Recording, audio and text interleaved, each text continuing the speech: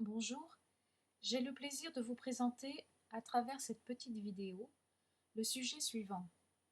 Comment définir une rubrique code postal et une rubrique ville à l'aide de données déjà saisies dans une table de référence. Je suis Marie-Charlotte Poton de la société Editomac, rédactrice des fiches astuces FileMaker. Lorsque vous saisissez les adresses de vos correspondants, vous saisissez nécessairement un code postal et une ville. Or, ces informations, vous les possédez déjà. La problématique de cette vidéo est de savoir comment compléter les rubriques code postal et ville de vos contacts par ces informations déjà en votre possession. Pour cela, nous vous proposons trois approches. L'utilisation de listes conditionnelles, l'utilisation de tables externes et l'utilisation de la clairvoyance. Commençons tout de suite par la première. Le principe des listes conditionnelles est très simple et vous le connaissez certainement. Il s'agit de faire d'abord un premier choix dans une première liste qui vous propose un choix très large. Une deuxième liste s'affiche, elle vous propose déjà un choix plus restreint, conditionné par votre premier choix. Lorsque vous cliquez dans la deuxième liste, une troisième liste s'affiche, vous proposons encore un choix plus restreint, et ainsi de suite, jusqu'au moment où vous pouvez sélectionner votre choix final et qu'il s'affiche enfin dans les rubriques code postal et ville de l'adresse de votre correspondant. Faisons un essai tout de suite. Je sélectionne la région Alsace. Tout de suite, dans la rubrique département, il me propose une liste de 2 départements. Ces 2 départements appartiennent bien à la région Alsace.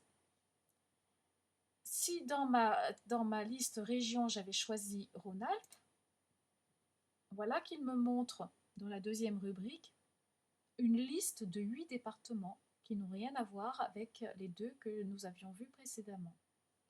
Dans cette liste, je sélectionne 69 Rhône. Il me montre alors une liste de codes postaux appartenant uniquement au département 69.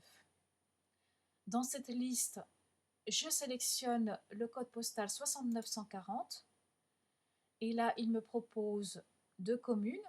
Il pourrait y en avoir qu'une, il pourrait y en avoir plus, peu importe. Ces communes ont toutes comme point commun le même code postal 69140. Il ne me reste plus qu'à en sélectionner une. Et voilà le résultat. Alors cette méthode est la plus connue. Il en existe une autre en utilisant des tables externes. Nous allons la découvrir tout de suite. Cette méthode, du point de vue de l'utilisateur, suit exactement le même principe que ce que nous venons de voir avec les listes conditionnelles. Nous allons refaire le même processus. Dans une première table externe, toutes les régions me sont proposées, indistinctement. Alors il pourrait y en avoir plus en réalité, hein, la France a beaucoup plus de régions, mais c'est un fichier d'exemple, donc voilà, c'est plus limité. Je choisis Rhône-Alpes. Vous reconnaissez les 8 départements de Rhône-Alpes, et uniquement eux. Je sélectionne le Rhône. À nouveau, je n'ai que des codes postaux correspondant au Rhône. Je sélectionne 69-140 et dans une quatrième table externe, les 2 communes qui ont comme code postal 69-140 s'affichent. Je n'ai plus qu'à sélectionner celle qui m'intéresse.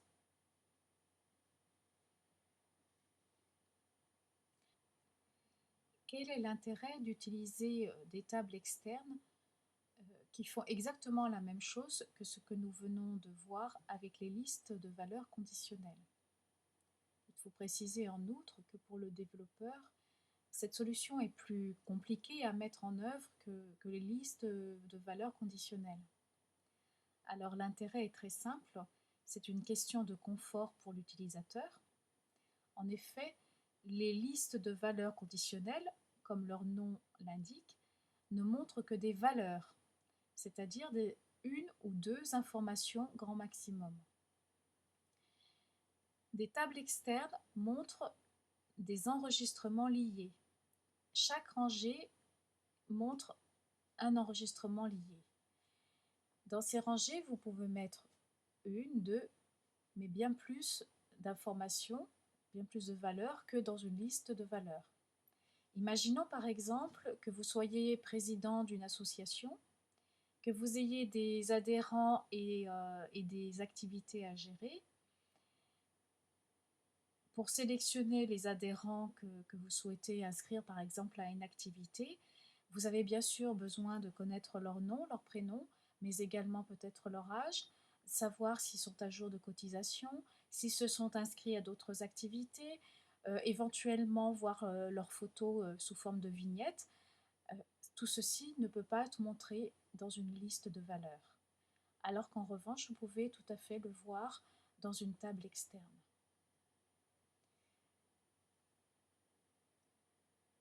Si, à l'inverse des deux approches que nous venons de vous présenter, vous n'avez pas besoin de garder trace de vos choix successifs, nous avons vu que nous pouvions très bien garder trace donc de la région sélectionnée, ensuite du département, ensuite du code postal et enfin de la ville.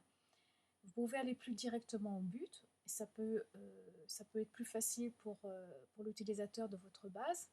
D'autant plus que cette dernière approche que nous vous présentons, se rapproche beaucoup de ce dont nous avons l'habitude sur les sites de recherche Internet. En effet, il s'agit tout simplement de saisir un ou plusieurs caractères dans une rubrique et les résultats correspondant à ces caractères saisis apparaissent dans la table externe qui se trouve juste en dessous de la rubrique en question. Je vous montre un exemple. Je saisis un V, voilà qu'il me propose 4 villes. Je continue avec le I, tout de suite, il m'en sélectionne plus qu'une seule. Vous avez compris le principe. Mais ce que nous vous proposons ici va encore bien plus loin. Si je saisis par exemple 2 L, il va me trouver toutes les communes dont le libellé possède les 2 L, que ce soit au début, au milieu ou à la fin. Si je rajoute un E, le choix va se restreindre, et voilà. Au fur et à mesure que vous saisissez des nouveaux caractères, le choix se restreint. Cette rubrique a été définie également pour porter sur les codes postaux, c'est-à-dire que vous pouvez très bien saisir le début d'un code postal, par exemple 69. Donc il vous trouve ici tous les codes postaux possédant le nombre 69, que ce soit au début, au milieu ou à la fin. Ici, comme nous n'avons que des codes postaux où 69 se trouve au début, vous n'aurez que ceux du département 69. Faisons un test avec, par exemple, le nombre 14. Vous trouvez 3 communes. Cette fois-ci, le nombre 14 se trouve en milieu ou à la fin. Et je n'ai plus qu'à sélectionner la commune de mon choix et le tour est joué.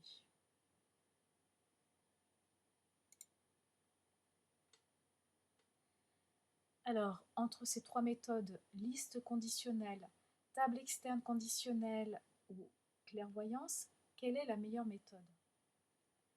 Je vais vous faire une réponse de Normand. La meilleure méthode est celle qui convient le mieux à l'utilisation de votre base, c'est-à-dire à la situation de l'utilisateur. C'est donc à vous de savoir quelle est la meilleure approche pour utiliser votre base. Mais encore fallait-il que vous sachiez qu'il pouvait exister 3 approches, peut-être davantage. Alors, si vous voulez savoir comment mettre en œuvre ces approches, des fiches astuces les présentent en détail. Donc, par exemple, pour les listes conditionnelles, vous avez la fiche astuce numéro 19. Pour ce qui est des tables externes successives, vous avez deux fiches astuces, les fiches astuces numéro 65 et 66. Et enfin, pour la clairvoyance, la fiche astuce numéro 6.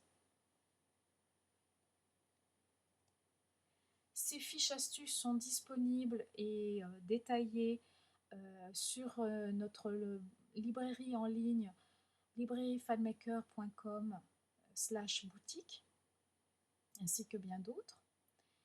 Si vous voulez en savoir un peu plus sur les fiches astuces, vous avez également notre site astucieuxfanmaker.com qui les présente, qui en présente le principe, qui propose également un abonnement à ces fiches astuces. Je vous invite donc à vous y rendre. Si à l'issue de cette vidéo ou pour toute autre raison, vous avez envie de nous faire part de vos réactions, vous avez envie de nous poser une question, n'hésitez pas, contactez-nous, toujours sur le site astucieuxfanmaker.com dans la page de contact. Je vous remercie pour votre écoute et je vous dis à très bientôt. Au revoir.